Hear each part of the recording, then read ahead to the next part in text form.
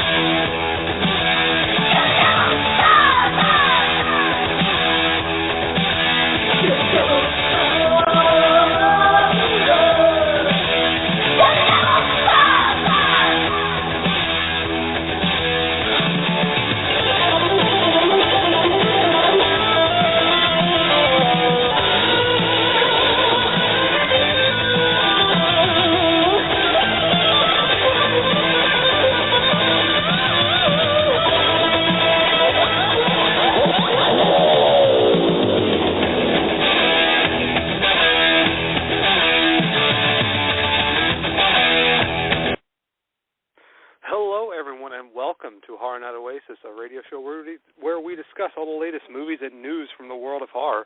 Joining me tonight, as always, is my co-host, Ian. Ian, are you there? I don't know. I think so. Yeah. Oh, man. It has been quite a journey for 2022, and especially our few marathons we've had for the months previously, and to end it with this one, of course. But before we get into our final film for our Christmas Horrors Marathon, we do have a little bit of bad news. And it's been a while since we talked about news-related stuff, but this one I feel is necessary because Ruggero Deodato passed away. He's, prolific Italian filmmaker, most known for Cannibal Holocaust. And again, Cannibal Holocaust is one of those films, as a horror fan, where you finally stumble upon it and you're just kind of like, holy shit, it's just like one of those films. And yeah, it's definitely, when you're starting to get into, that's like a threshold barrier, that you're stepping across. Because, you do your normal stuff, and then you start to get into the real, the real horror stuff. And, of course, it's not, for its time, 1980, it's definitely, for what it is, it's a wild movie because, again, you film animal deaths and everything like that. And it's a crazy film. And also it kind of sort of introduced the found footage genre with them watching the videotapes, not the tapes, but the footage of the people backpacking over there in the jungle. Again, he went on to do more other prolific things, and probably his other most notable film is House on the Edge of the Park, which is Last House on the Left ripoff with David Hess. It's actually pretty good. And then again, Cut and Run is okay. And again, he's done his part in the film world, and he's going to be known for Cannibal Holocaust and sort of that genre of film of the cannibal movies, because he did two of them. But he, again, it's kind of hard to go on when your one of your main films is just sprung a life of its own, and everyone talks. Oh, yeah. I remember when where I was, I remember going to I don't know if it was FYE or Sam Goody at the time. I don't know which one it was called at the moment. But I think it was Sam Goody, because before the switch over to FYE, and I was looking through like, what's the upcoming movies? Because I always like pre-ordered stuff, and that's how I got like Neon Maniacs, the DVD when it first came out, and there's just a bunch of other stuff, and it's like, and then Cannibal Holocaust is on there, like, yeah, I'm pre-ordering that because I need to see that. This is like 2005. 2004, whenever that first DVD came out. It was a 2-disc. It was the Grindhouse 2-disc limited edition set with the mini poster, and it was an awesome edition. I still have it. And it was limited. Now, of course, it's on Blu-ray. You can see all the finer details and all that stuff. But again, this is like a kid in high school and just like finally discovering, like that hidden, it's like finding those porno mags underneath, in an old drawer, and like, holy shit, your life's changed.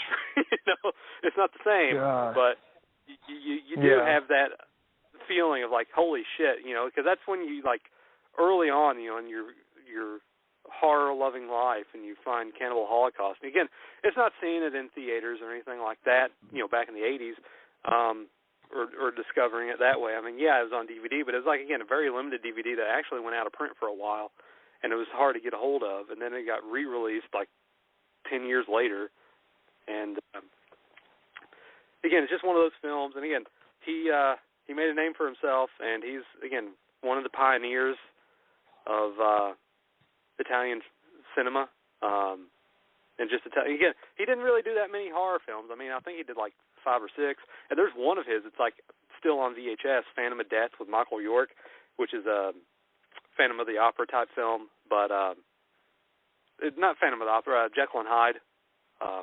It's all right, and but yeah, it's just like his filmography is still there to be taken a hold of, and again, more people's going to be discovering Cannibal Holocaust years to come. So people's going to, again, he's going to live on because, again, he's just infamous, like you can't put that past him, because, again, you got those, prolific directors like, in America like Craven, Carpenter, and Romero that just, they put out, film after film after film, and they have like but like in Italian cinema, I mean, he's going to be known as Cannibal Holocaust for the, again, that's, 83, and that's a pretty good long life, and it sucks that he passed away, but, I mean, it is what it is. I mean, you get up there in age, and you can't help it.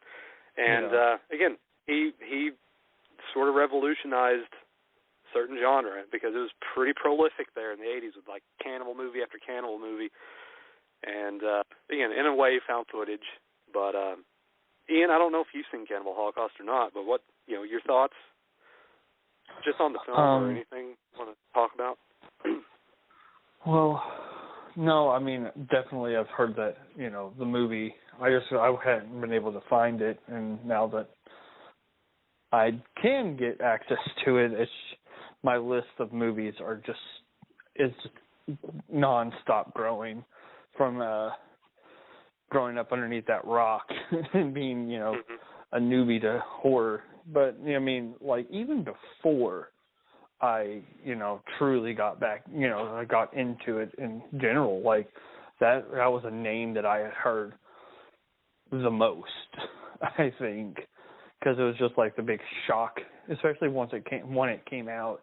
Like, that was a movie that, like, people were like, this movie, if you watch it, you will, like, have nightmares. It'll keep you up for weeks.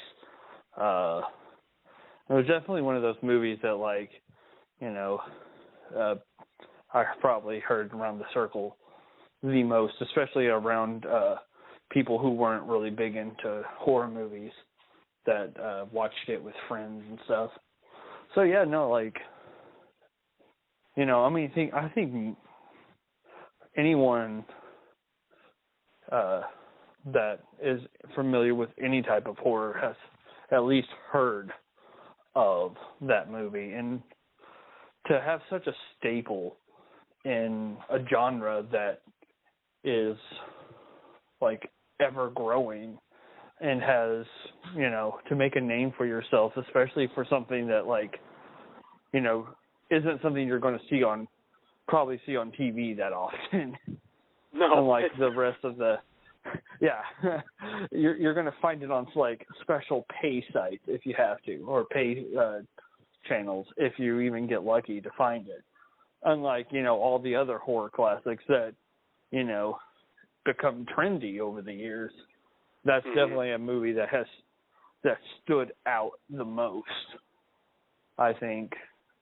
And it's amazing when you can do something like that, and it sucks that he, passed away. It's just that staying power. 1980, and it's still going strong. Is one of those. Like I said, it crosses the line when you want to go into that deeper, darker side of horror, and it's there. Yeah. I mean, I mean, it's like sort of like Martyrs in a way. You know, you don't even want to go to that depressing route.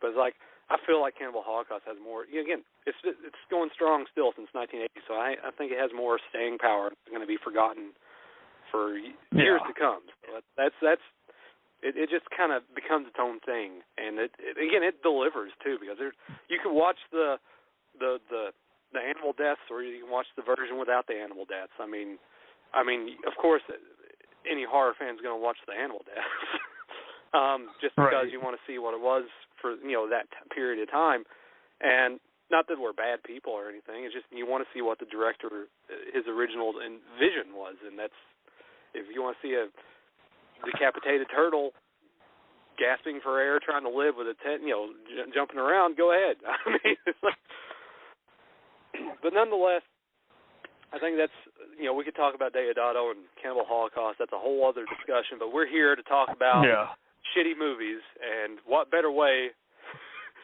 in the name of Deodato than to talk about shitty movies? No. Christmas Horrors Marathon is at its close, and I decided, there's not been too many killer snowmen movies. There's been Jack Frost and Jack Frost 2. And Jack Frost 2 came out in 2000, so it's like 22 years since we had a killer snowman movie. And I was like, you know what? Let's do this. I mean, we've done pretty much everything inanimate objects that we could do this month for our Christmas Horrors Marathon. We had Nutcracker, we had a Were-Deer, we had a freaking Robot Santa, and then we had a Grinch. So let's we could have done Killer Tree, we could have done Krampus, we could have done an elf, but I wanted to do a snowman. And I think I am not happy with that choice. Yeah, but at least we got to watch one decent movie this month, Ian. But nonetheless, we are talking about there's Snow Escape. And I'll just go ahead and say this. There's no plot to this movie. There's, at least Were-Deer was sort of a plot. And even though it wasn't very, character heavy, with, backstory on stuff, this one, there's no plot. There's hardly anything to really talk about, honestly. I didn't even write down the names of the characters. Cliff is the name of the snowman, and basically you get a text crawl at the beginning of the screen talking about how he found his lover or something, like he got cheated on, he killed his lover, and then he turned into some kind of snowman or something. I don't know. It doesn't make sense. It doesn't matter. All right? Just know that somehow his axe, the locals of the town in Massachusetts, made a hole, put his axe in there, and somehow if you go there and you make wishes and you hit it on the axe, you get your wish. That doesn't make fucking sense. Because it's just shoehorned in there. Like, everything about this movie just felt, okay, this is what we're going to do this day and go. No script, no nothing, just people walking through the forest making observations about the most obvious things. And you have, your main couple, I guess, and they're going to a party for the pre-wedding, where they're just going to go to a cabin or someone's house and drink beer and party, and then they go to the hole, her bracelet falls off, it lands on the axe of Cliff, and then the guy whose property that the whole Cliff lives in, he says, it comes to life, kills him, and then the Cliff just goes on wandering around killing people for some reason. Honestly, the film felt like it was trying to be a parody or a spoof, but it doesn't do any of those right. And because there's the sheriff or the main cop in the film, and he's they have Good, the Bad, the Ugly music, the wow wow wow, stuff like that going on, whenever he's dressing and stuff. And there's just stuff that it's just too elongated, and it's 73 minutes. It's a very short watch. But it goes on. It's one of those that just felt like it was going on forever, and it was so fucking short. It's just oh my God, because nothing happens. There's just people walking through the woods, making observations, either swimming in the lake or talking about, I can't find my boyfriend, and they're just oh yeah, and then you have the two guys who like thinks the world is watching them, and they're like, making observations that way, like, oh, the world's after us, they're watching our every move. That doesn't do nothing. They're just random characters. Everything's random in this film, and it just doesn't make any sense. Yeah. And then you have the gore, and there's some good practical gore, and like again, the look of Cliff's okay, and the way he looks. I mean, it looks. There's some effort there in Cliff, but it's like he's in the wrong movie, and like everything else is just so out of place. And you have Cliff, and it's in fucking summertime. There's no other snow, so it's so weird that like there's just a random snowman in this weather, in this climate, in this Massachusetts it's summertime, and he's just going around killing people for whatever, who knows what reason, and there's nothing. I mean, like I said, the gore is okay and Cliff looks okay. That's about it. It was like that movie it was like Hanukkah. I know you liked Hanukkah a little bit more than I did, but like that film had like good gore, but the story I just did not like, and it wasn't really worth the time. That's like this. It had some decent gore, but my God, it's just not worth it. No, this movie, like, and it's not like I said. It's not even. It's like a spoof or trying to be a spoof comedy parody, and it just doesn't work. But I didn't mean to cut you off, Ian. Go ahead. Oh no, you're fine. My wife had came in when I was like halfway through, and I was like, I think I've seen like the snowman like maybe 4 or 5 times, maybe not even that. Before he even like, I was like, it's mostly just been these fucking girls swimming in a goddamn lake. I was like, I don't care. I really do not care about this. I was like, this is so. I was like, oh, this is gonna be a short watch. I mean, yeah, it's probably gonna be boring, but at least it's not that long. I felt every second. Mm-hmm. That and the like, when they were every time they would walk through the forest, I would see the camera autofocus, and like it kept like doing it. And you really only could see it on the sides, but like I hyperfixated on that, and it made me feel a little nauseous. I was like, oh my God. I was like, just turn that off. But oh my God, that was so boring. I think this is the worst one. Like I had marathon. hopes with it with the beginning, like that first, the tense scene with the boyfriend. Like I okay, we're gonna be a little campy, fun little movie. Nope, that's when the fun stops. And then you're fucking 40 minutes in, and nothing fucking happens, and they're again just walking through the woods, having fun, splashing water on the lake, drinking beer, partying at this wedding that doesn't even seem like it's even happening. And the sister, the friend, or the brother that's like, I want a beer. I'm like, no, you can't have a beer. I'm going to have a beer.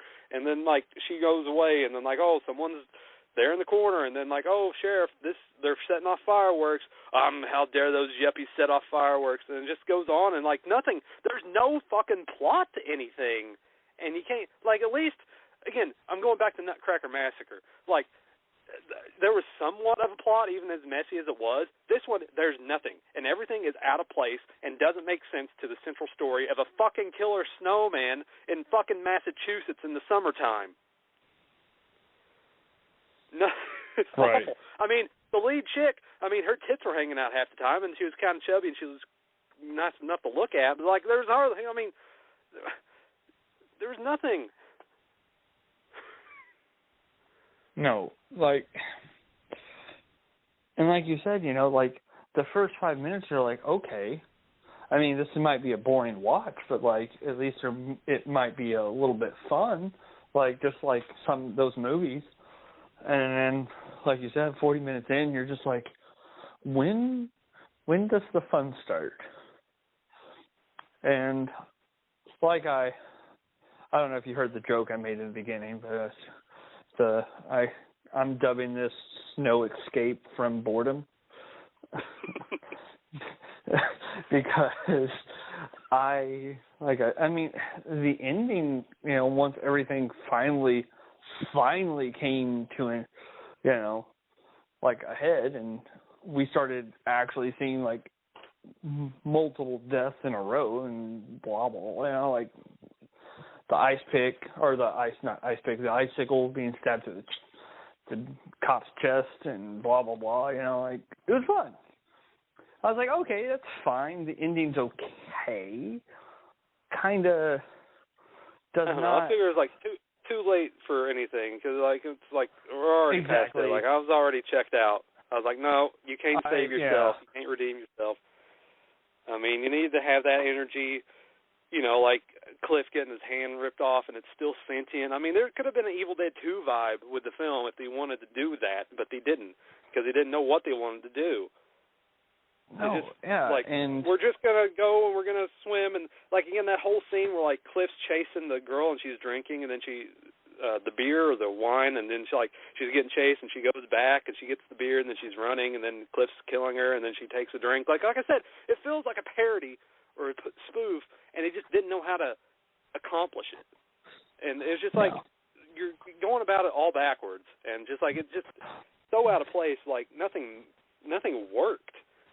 And, like, again, like, you could have had fun with it, but fun is just void of, there's nothing. It's null and void of anything fun. I mean, like, again, like, I like Cliff, and I like some of the gore, and, again, what they do with Cliff towards the end there with what he's doing, I mean, it's not bad with Cliff. I mean, like, again, he's the one that just stands out. I just wish they would have. Yeah, like, it began kind of strong and ended kind of strong, you know. Might not have been the best way and stuff, but, like, at least it was something. And you're like, oh, okay. I mean, I was like, okay, this movie's going to be campy. It's going to be that. And that's, you know, like, and I hate when movies do that. I hate when they start off, like, really nice, and then you're like, you get kind of like, okay. And then it just, I was like, where's that energy at that we had from the beginning? And then we don't get that until the end of the movie? No, I was like, by that point, there's it's like not even worth it. Mm-hmm. You know, I mean, nothing really sticks out from this film. None of the characters are likable. They're all boring and... Everything's boring. Everything, it's just a crawl to get through, you know? It's just like, oh my God. And again, it shouldn't be that way for a Killer Snowman movie. I mean, when fucking Jack Frost 2 is a better fucking movie, then you got a problem. At least they went crazy with Jack Frost 2. And again, they set that in a freaking an island. I think they went to, like, the Caribbean in Jack Frost 2. It doesn't make sense, but it's, like, fucking made more sense than fucking Massachusetts in the summertime. And, like, killer snowballs that come from us. Yeah. No, and see, and they had fun with Jack Frost. And I just really wish, like, honestly, like, you know, in my film class, I had to write a little thing, a little tiny essay about, you know, why less is more, and that just made me think of that. And I was like, you know, this movie, I think would have been decent if it was a short film. Like, this has short film energy, but then they had to try to shove in way too many random and pointless things. There's too many characters to keep track of, especially for, like, and none of the characters really go anywhere. They just kind of, again, like random barely characters. get to point A to point B. Like, it's just like they go from A to C and skip B completely. And it's like we don't really, like, you know, they just introduce a character and then they disappear for a while. Introduce a character, they disappear for a while. And again, outlandish characters is not a bad thing. I mean, if it worked in the crux of the film, you know, like if it worked for the film, like, yeah, I can understand the two, the world's out to get us, they're always watching us, you know, type of characters. Like, if they made sense to the story, they're just randomly there and they don't add anything to the plot. I mean, like, yeah, it's just like, again, none of the characters were interesting. They didn't work for what they were trying to set out to do, because if you're trying to do a spoof or a parody, that didn't work. Film's not fun. It's not enjoyable. I mean, some of the gore and Cliff, like I mentioned before, and I'll mention again, that's decent. That's decent. And there's just like everything else is a slog to get through. Oh, we're going to walk through the woods. Oh, there's a camera. Oh, my God, who's this? Oh, my God, who's that? It doesn't matter. It doesn't matter. It doesn't matter. It's just, there's just like the girl drinking beer, and then like, oh, the parents coming back home, and then like there's all kinds of other stuff. All these characters, it doesn't matter to the story. Like, whose wedding is it? It was who you never saw the bride. Like, it's just, I guess there's another character we didn't really need to introduce, even though it's her fucking wedding. Like, oh, don't worry about her. You know? Yeah, and I think they honestly, I think could have chiseled out 30 minutes of that movie. Because that's how long I was like looking. I was like, they're just walking for like 20 fucking minutes. And nothing. And when they weren't walking, they were swimming in a lake. They were drinking. They were talking to people. They were complaining about, where's my boyfriend? Oh, I saw a tent about a mile. Oh, okay. We're not going to do anything about that. We're just going to stay right here for a while. It's like, what the fuck? It's like, it's like, and I get it. They needed some. It frustrated me. I was getting so frustrated with the film. It was just a point and shoot whatever comes out in action. Exactly. You know, like it's the summer. You have two yuppies. They're going to come up to you because the camera is on the post and action. I think Louisa could have done a better job. And that's saying a lot. Yeah. At least we'd had more to talk about. How fucking awful it would be, but my goodness, at least there would be something there. Like she at least like this plot. Sort of. Unless she forgets her own plot a year later. Well, that's a year. Yeah, this one is not very good. Like I said, Cliff and like some of the gore and the practical effects is decent, but that is not worth the effort and time to watch this 73 minutes. I mean, yeah, it's just, unless you do, put it in 2 times speed or something to get through there, because again, there's like, conversations are meandering and goes one ear out the other. There's no crucial dialogue you're missing. It's just them walking around, making observations, and then finally you get to see Cliff with his dumpy ass walk around with his axe. I just want to know if they made that or if they found that costume. They had to make because it was actually pretty well made. For what it is. I mean, it's the only thing you put any effort into. Like, I don't know. Like, I've seen films like this before, like where they're trying to be like campy and like put a parody in there with like some kind of crazy thing, and like they just went it all backwards. Just like didn't like, you know what? You don't need to be funny to be a parody. You just need to have a random thing in the middle of something that doesn't make sense to its climate or anything like that. Like, oh, we can have a snowman movie in the middle of summer in a fucking forest. I mean, I get that they were probably trying to not, like, imitate Jack Frost in doing this too much, but, like, I would have been okay with that. You could have had some kind of Christmas-related thing to go along, like you're going to have a Christmas wedding. You know, at least it would make sense to the story. Instead of just like, oh. Because, like, his reason for killing people doesn't make sense. Like, him coming back because, like, the wife is someone's getting married, and, like, he, you know, and that kind of pisses him off because his wife cheated on him and causes him to turn into a mutant snowman. I don't know. It's just like it would make sense to the film, and then just like, oh, bracelet fell on the axe and he's back to life. Okay. Yeah, it would have made more sense if he would have just attacked people who were unfaithful. Yeah, like that's kind of what like, set it up to be at the beginning with the boyfriend. Yeah, that's what I and thought then, it was going to be. But they didn't. It's like, yeah, they just like went everything just like fell through their fingers. Like you're trying to grab onto something. Like, oh, clumsy, and that's what it felt like. It felt like this whole film's clumsy. Yeah. I think there was an Easter movie that we watched that was kind of like that years ago. Possibly. Where it felt like it was supposed to be a spoof, but the jokes just fell flat and didn't even they couldn't do that right. I don't know. We've seen too many movies. There's a lot. So many marathons. There's so a many lot of movies. Killer things, Yeah. but nonetheless, and if let's rank this because we always do the rankings towards the end of the marathons. This movie is last. If we're going 1 to 5, I think this is how I would do it. Christmas Bloody Christmas is number 1. Were Deer would be number definitely. 2. Yeah. Let me see. Let me try to think. Nutcracker Massacre would probably be 3 because of the castration, and at least it tried.